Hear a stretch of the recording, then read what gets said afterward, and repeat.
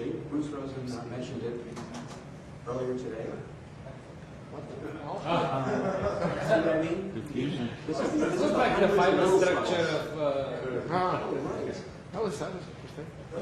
We're sort of close enough to being able to do a talk on this. Diffusion is a kind of, it was called in vivo microscopy by Paul Callahan. The idea is that the diffusion pattern, it's unfortunate, I'll leave it there. The diffusion pattern traces the architecture of the tissue. So if you have some structure in the tissue that's non-random, the diffusion mimics it. Technically, this is the autocorrelation of the water available space. And that autocorrelation has lots of information in it, like the diameter and tortuosity of the container. So one of the very popular uses of this diffusion imaging is right now to unravel or solve the problem of the connectivity of the brain. Maybe we can turn down the lights a bit. This is a rat brain. And so using this method, you can figure out the fiber architecture. Now this is a six-dimensional image. You have the three spatial dimensions, but then you've got three-dimensional information at every location.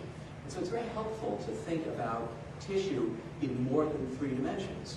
You have the spatial dimensions, but then you have all the parameters of geometry in each little area that you may want to describe spatially, but quite independently of the usual coordinates. So here we have rat. This is rhesus monkey.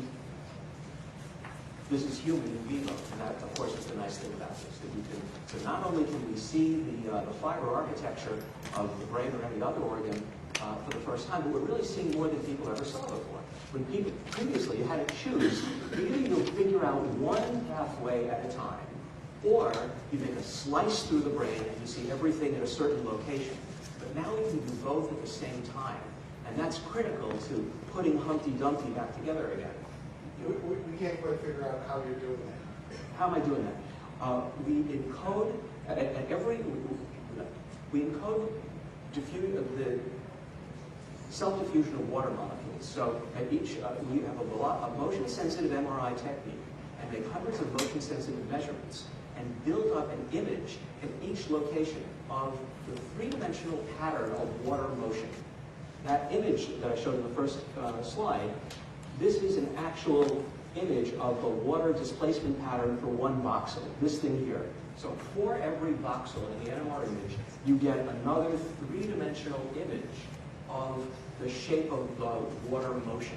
So water that stays still is here. Water that moves 10 microns up and to the right contributes here.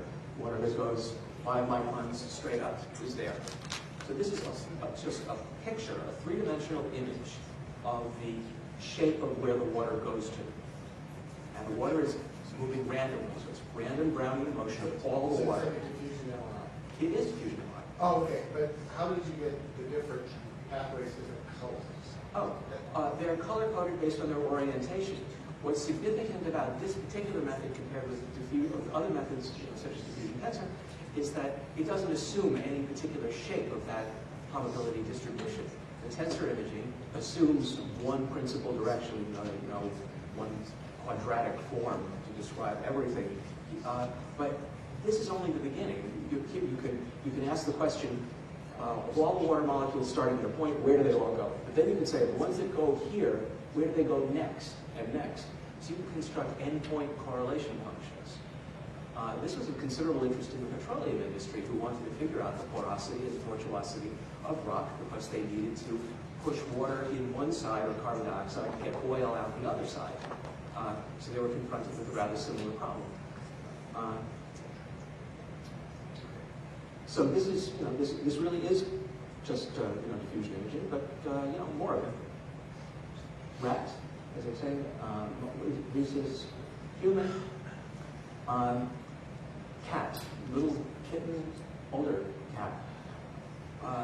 Interestingly, you really appreciate how much water there is in this newborn brain, how gelatinous and how little architecture is present.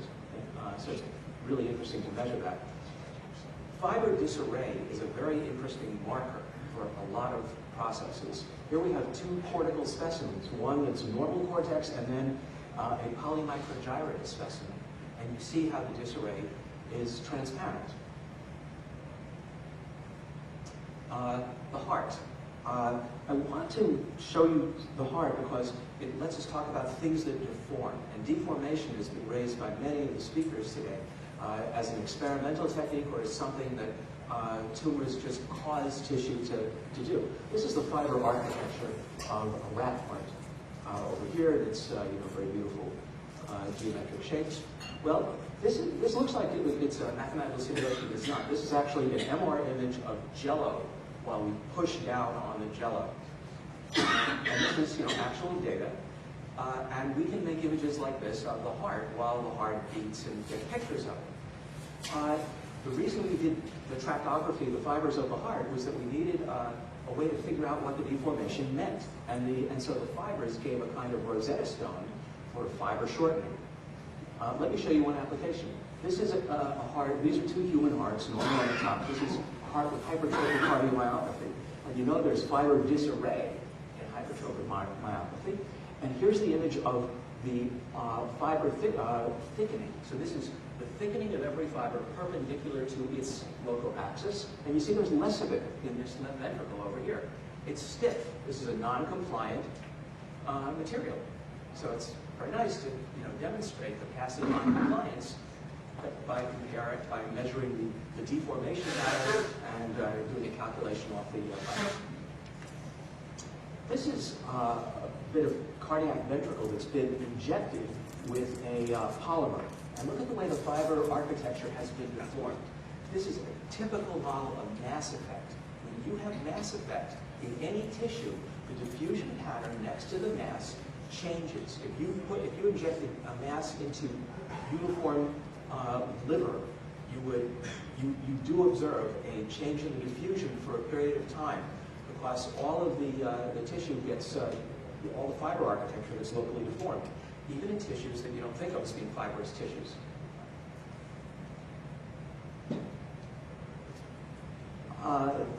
This is a piece of the brain, and this is a more elaborate diffusion contrast mechanism. So we wanted to pick up the differences in the texture of the gray matter. The cortex is here, and you see there are textural differences. This is diffusion MRI, indicating the layers of the cortex.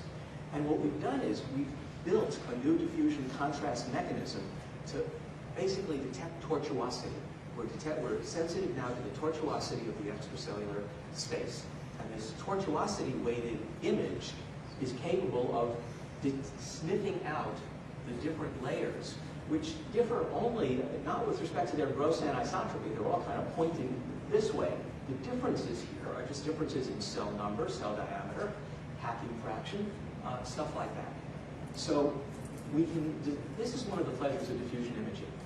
Just as Bruce was saying about PET scanning, if you have a geometric attribute that is characteristic of the tissue, such as average radius of curvature of the extracellular space, if you can be specific about what the geometric marker is, then we have a chance to build a diffusion contrast mechanism to detect that geometric attribute. And so I think that's the wedge that we can open up. If it's just the diameters, or if it's the radii of curvature, or the anything that can be expressed in terms of a high-order correlation function, which is a lot of stuff. Here's how that tortuosity contrast is basically just spinning it radiating to the circle, and here's another application of it to help detect the fiber architecture into the white matter that manual diffusion contrast couldn't do. Well, okay, so I'll begin. I'll end the talk with the beginning slide there. Okay, that was the time. That's a nominal title. I hope I didn't run over 5 minutes. But that's what I wanted to show you. Thanks.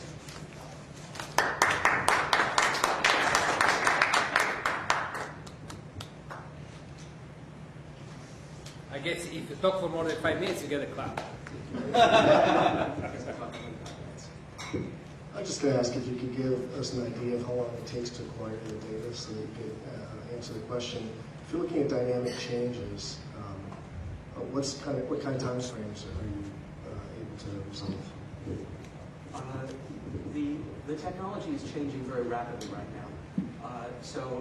Getting data such as the human data, the actual human data that you saw on the screen was about a 1 hour scan. But we can now do this in 12 minutes. We will soon do it in 5 minutes. So it's very sensitive to what the MR technology is. What's the smallest resolution you can go to? Well, there are two resolutions. You have the spatial resolution and the diffusion resolution. The spatial resolution is not, this is an insensitive technique, so it's not as good as the best MR spatial resolution. Pragmatically, it's around 1 millimeter.